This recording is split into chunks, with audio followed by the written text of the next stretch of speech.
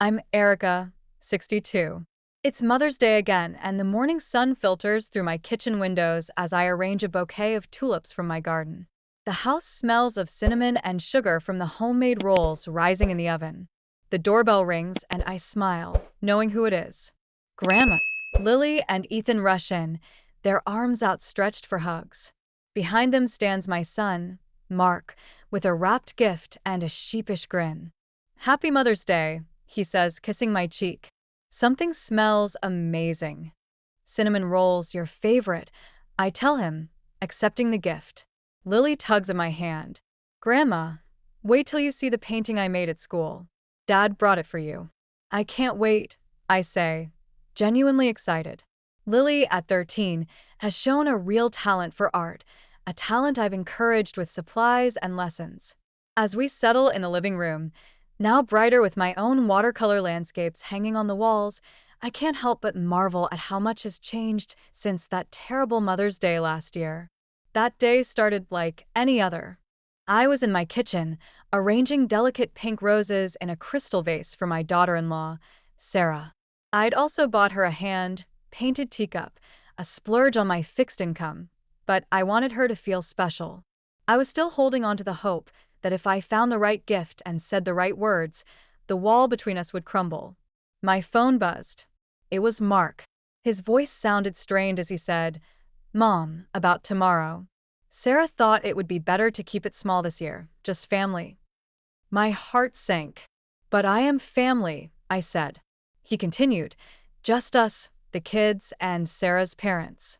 They're staying the weekend." I tried to hold my composure. "Well, I could just drop by briefly. I won't stay long. I just want to give Sarah her gift." But Mark pleaded, "Mom, please don't make this difficult. Sarah has been really stressed with the house renovations." That house. I'd helped them buy it. After Mark lost his job in the marketing industry a year ago, I'd started paying their mortgage, which was slowly draining my retirement fund. After hanging up, I decided to drive by their house to drop off the gifts. When I arrived, the house was quiet. I was about to leave the gifts on the porch when I heard Sarah's voice through the open window. "Don't worry about her showing up." I made sure Mark told her to stay away. "She's not invited this year, or any year if I have my way." My blood froze. Then she said, "You know what would be a real Mother's Day present? When that old hag finally goes into a nursing home, that would be cause for celebration." The gift bag slipped from my fingers, and the teacup shattered on the concrete. I drove home in a daze, tears blurring my vision. Once inside, I collapsed on the sofa. For years, I'd made excuses for Sarah's behavior. I'd overlooked her snide remarks at family gatherings and pretended not to notice when she excluded me from family events. All the while, I'd been helping them financially, paying their mortgage and contributing to the kids' college funds. Looking at my checkbook on the coffee table, I saw the mortgage check I'd written. With trembling fingers, I tore it in half and called the bank to stop all future payments. "Are you sure, Mrs. Thompson?" the bank representative asked. "This is a recurring payment you've been making for over a year." "I'm sure," I said, my voice stronger than I'd felt in years. "That payment stops today." 3 days passed without a word from Mark or Sarah. Then Mark called, angry. "Where's the mortgage payment?" he demanded. I took a deep breath and said, "I'm not making the payment anymore, Mark. After what I heard Sarah say, I can't keep sacrificing myself for you too." He argued that I couldn't do that we had an agreement. I retorted, "That was before I knew how little you and Sarah respect me. I've given you everything, and in return, I've been treated like a burden." Mark said they needed the money, that they couldn't make the payment without it. I told him to sell the house and get something they could afford. He panicked, saying the market was down and they'd lose money and the kids' school. Our argument escalated. Mark accused me of using money to punish them. I was heartbroken. "This isn't about punishment, Mark. It's about respect. I've spent my whole life putting you first, and I'm done." A few weeks later, Lily showed up at my door, in tears. "Dad and Mom are fighting all the time about the house and about you. I heard Dad tell Mom that the bank is going to take our house away. I miss you, Grandma." I comforted her and made her hot chocolate. When I called Mark to tell him Lily was with me, he was relieved but said Sarah wouldn't like it. I surprised myself by saying, "Sarah doesn't have to know. Lily came to me because she's worried about you too." Mark arrived later, looking exhausted. He admitted that he'd lost his job again due to budget cuts and that they'd missed 2 mortgage payments. The bank had sent a foreclosure notice. He also showed me an envelope he'd found in Sarah's desk drawer, filled with unopened birthday and Christmas cards from me to the kids. He said he didn't know Sarah had been doing this, that he'd told himself she'd warm up to me eventually. I told Mark I'd spoken to a lawyer. Since I'd contributed over $150,000 to their house, I had a financial interest. I could make a claim on the sale proceeds or take partial ownership.